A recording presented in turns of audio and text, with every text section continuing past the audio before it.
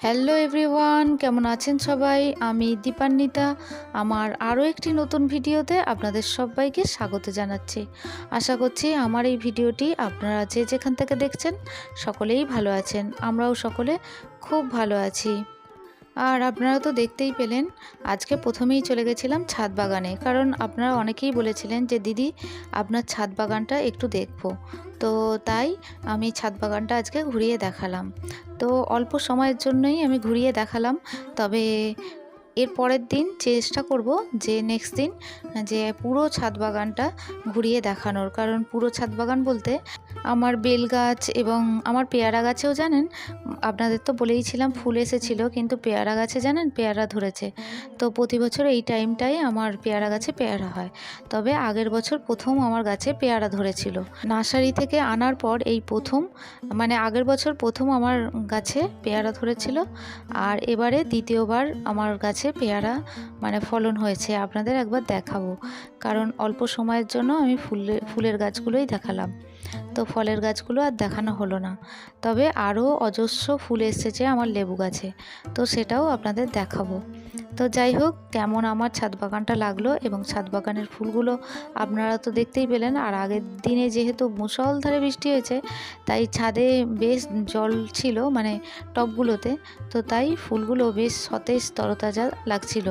আর প্রচণ্ড হাওয়া দিচ্ছিল জানেন, যখন সকালে মর্নিংয়ে আমি ফুল তুলতে গেছিলাম, এত সুন্দর বাতাস বইছিল যে কি বলবো। ফুলগুলো নড়ছে যখন গাছের ডালগুলো, তখন কি ভালো লাগছে। তো যাই হোক, অল্প সময়ের জন্য হলেও ছাদ বাগানটা তো দেখাতে পারলাম। কেমন লাগলো অবশ্যই জানাবেন। তো চলুন, ছাদ বাগান থেকে তো চলেই এসেছি, অনেকক্ষণ আপনাদের দেখালাম। তারপরে আমি আজকে ভোগ হিসেবে একটু বাড়িতে আপেল ছিল, তো সেটাই দিয়ে দিচ্ছি। তো দেওয়ার পরে একটু খেজুর দেব এবং বাতাসা দেব মিষ্টি হিসেবে, তো সেটা দিয়ে দিলাম। তো দিয়ে চলুন আমি সমস্ত কিছু রেডি করতে থাকি। আর আপনাদের অনেক কমেন্ট আমার কাছে জমা হয়েছে, তো আমার মিষ্টি মিষ্টি বোনেদের কিছু কমেন্ট পড়ে নেওয়া যাক, চলুন। প্রথমেই আমার মিষ্টি একটি বোন শিখা মণ্ডল, তো তুমি লিখেছো, তোমাকে অনেক অনেক ধন্যবাদ বোন, তুমি আমাকে এত সুন্দর সুন্দর কথা বললে। তুমি সুস্থ হয়েছো আগের থেকে, খুব খুব ভালো। তুমি তোমার কাজের চাপে যদি কখনো আমার কমেন্ট নাও পড়তে পারো, আমি কোনোভাবেই কিছুই মনে করব না, কারণ একা হাতে সংসার সমস্ত কিছু করা কতটা চাপের আমি বুঝি। তবে আমি বারবার বলছি, তুমি বা তোমার পরিবারের সবাই খুব খুব সাবধানে থাকবে। আমার তোমার ফুল সাজানো অসাধারণ সুন্দর লাগছে, তার সাথে তোমার ঠাকুর মন্দির ও আমার অনেক অনেক ভালোবাসা শুভকামনা রইল তোমাদের সকলের জন্য। তোমাকেও অসংখ্য ধন্যবাদ জানাই শিখা, আর তুমি আমার অনেক ভালোবাসা নিও। দূর থেকে তোমরা যে আমাকে এত ভালোবাসা দাও, মানে আমি সেটা কখনোই ভাবিনি যে এত ভালোবাসা পাবো ইউটিউব চ্যানেলের মাধ্যমে। তো তোমাকেও জানাচ্ছি, তুমি অনেক সুস্থ থেকো এবং সব সময় আনন্দে থেকো, হাসি খুশি থেকো। আর তোমার পরিবারের জন্য আমারও অনেক শুভকামনা রইল, তুমি অনেক ভালো থেকো। আর তুমি দিদির অনেক অনেক ভালোবাসা নিও। ভিডিওর মাধ্যমে অনেক আদর জানাচ্ছি।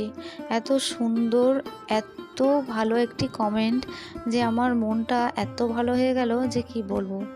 অনেক অন্তর থেকে এই কমেন্টটি তুমি করেছো শিখা, তোমাকে আবারও অনেক ভালোবাসা জানাচ্ছি।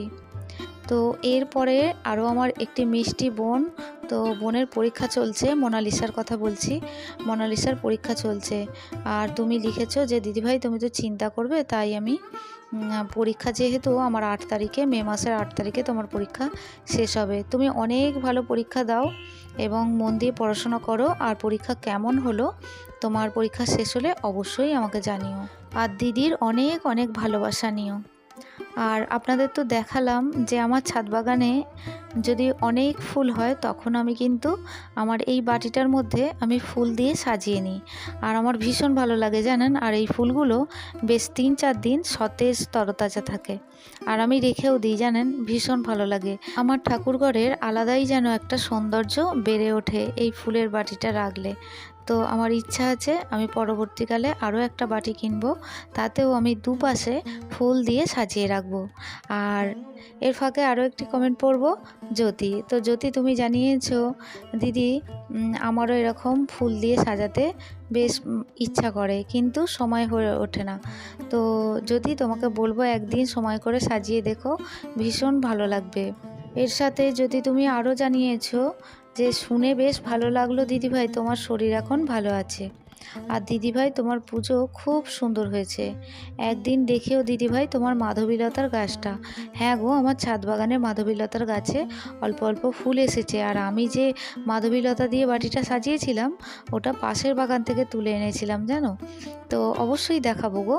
আর তুমি আমার অনেক ভালোবাসা নিও, ভিডিওর মাধ্যমে তোমাকে অনেক আদর জানাচ্ছি।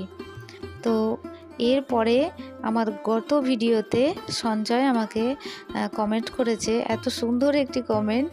তো ছোট্ট একটি বাচ্চা ক্লাস 6-এ পড়ে। তো সঞ্জয় তুমি লিখেছো, আন্টি কিছুদিন হলো তোমার সঙ্গে কথা বলি, কিন্তু মনে হয় যে অনেক বছর হচ্ছে তোমার সঙ্গে কথা বলছি।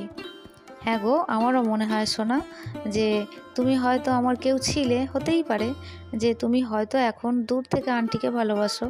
আগের জন্ম বলে আমি মানি, জানো তো। হয়তো তুমি আমার কেউ ছিলে, তাই হয়তো মনে হচ্ছে যে অল্প সময়ের মধ্যে চেনা পরিচিতিটা হয়তো একটু বেশিই হয়েছে। যাই হোক সোনা, তুমি আমার অনেক ভালোবাসা নিও, ভিডিওর মাধ্যমে তোমাকে অনেক আদর জানাচ্ছি। তুমি এইভাবেই পরবর্তী ভিডিওতে যদি আমার এই ভিডিওটি দেখে থাকো রিপ্লাই দিও। তো এরপরে আরও একটি কমেন্ট পড়ব, আমার মিষ্টি একটি বোন চামেলি সাউ। তো তুমি আমাকে মাঝে মধ্যেই কমেন্ট করো, তো তোমার কমেন্টই আমার পড়া হয়ে ওঠে না। তবে তুমি রাগ করো না, তোমার কমেন্টটি পড়ব। গত ভিডিওতে তুমি এই কমেন্টটি করেছিলে, খুব সুন্দর লাগলো দিদিভাই তোমার পূজা, সারাদিনে অন্তত 8 গ্লাস জল খাবে। খুব ভালো থেকো, প্রভু নারায়ণের কৃপায় তুমি ও তোমার পরিবার। অসংখ্য ধন্যবাদ এত সুন্দর একটি কমেন্ট করার জন্য। তবে তুমি আমার আগের ভিডিওতে আরও একটি কমেন্ট করেছো, সেটাও পড়ে নেব। তুমি লিখেছো, খুব সুন্দর পূজা হয়েছে দিদিভাই, কেমন আছো তুমি? আমি ভালো আছি গো। একটা কথা বলছি, বাবা ভোলানাথকে যখন অভিষেক করবে তখন পাথর বাটির নিচে ছোট্ট একটি আসন পেতে বসাবে, তারপর অভিষেক করবে। আর ওই অভিষেকের জলটাতে চন্দন অঘরুত দিচ্ছ, আর একটি জিনিস মিছরি বা চিনি অল্প দিয়ে অভিষেক করবে। তারপর পুজোর আরতির আগে বাবার মাথায় গোটা আতপ চাল নিবেদন করবে। খুব ভালো থেকো, পরের ভিডিওর অপেক্ষায় রইলাম। আমার মিষ্টি দি ভাই। অসংখ্য ধন্যবাদ জানাচ্ছি বোনকে এত সুন্দর একটি কমেন্ট করার জন্য। তুমি আমার অনেক ভালোবাসা নিও, ভিডিওর মাধ্যমে অনেক আদর জানাচ্ছি। খুব সুন্দর কমেন্টই করেছো।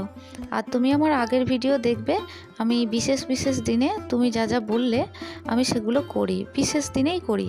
আর নিত্য পূজার ক্ষেত্রে আমি ওইভাবেই করি গো।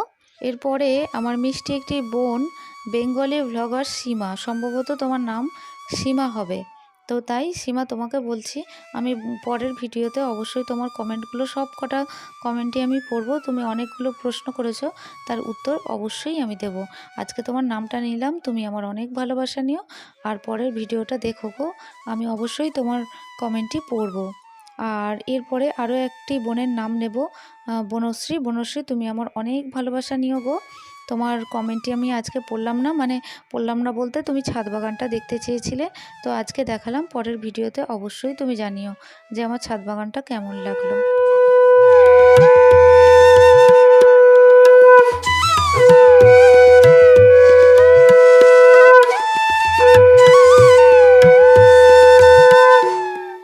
তো আজকের ভিডিওটি এই পর্যন্তই রাখছি। তবে আমি যখন শাক বাজাচ্ছিলাম আপনারা হয়তো একটু হলেও ভয়েসটা শুনতে পাবেন।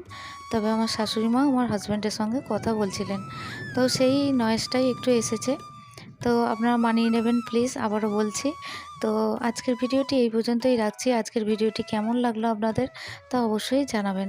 ভিডিওটি ভালো লাগলে একটা লাইক করে দেবেন। আর ভিডিওর কোনো কিছু অংশ যদি আরও একটু বেশি ভালো লেগে থাকে, চাইলে আপনারা আমার চ্যানেলটি সাবস্ক্রাইব করে আমার পাশে থাকতে পারেন।